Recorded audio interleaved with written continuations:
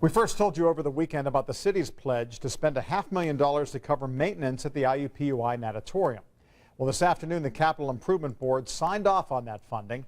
And our City Beat reporter Mary Mills is at the Natatorium tonight with more on it and other city expenses. Mary?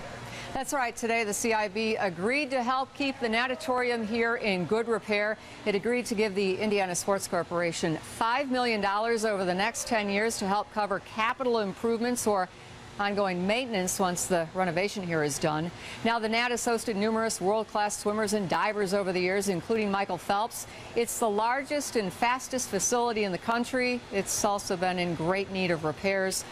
This newest grant comes 1 month after IU and the Lilly Endowment agreed to pay for a $20 million renovation, with the city pitching in another $10 million for street and infrastructure improvements on the IUPUI campus. That did raise some eyebrows. In fact, today's vote was 5-2, with Council President Maggie Lewis voting no, saying the additional money was unnecessary. But the Sports Corps' Allison Melanchthon says the funding is a good move, as the Nat is critical in drawing big sports to Indy as well as youth meets. The Natatorium drives a lot of families to Marion County, and the hotels and the restaurants, food and beverage benefit from that. And so I think the grant from the CIB is certainly appreciated on the Sports Corporation's part, and I believe appropriate.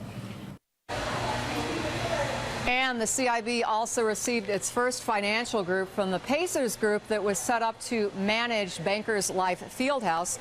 Under the new 10-year contract the Pacers signed in April, they agreed to provide quarterly reports on what they pay to run the Fieldhouse and what they bring in for non-Pacers events, things like concerts and Cirque du Soleil.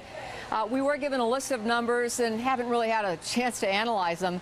We can tell you, though, that in the first 6 months of this year, the Fieldhouse management had about $6.2 million in expenses while taking in about $3.5 million in revenue. Those numbers, though, do not include the city subsidies.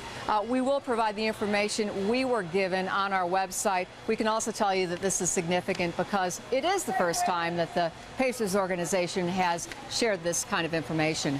We're live inside the Natatorium. Mary Mills, Channel 13 Eyewitness News.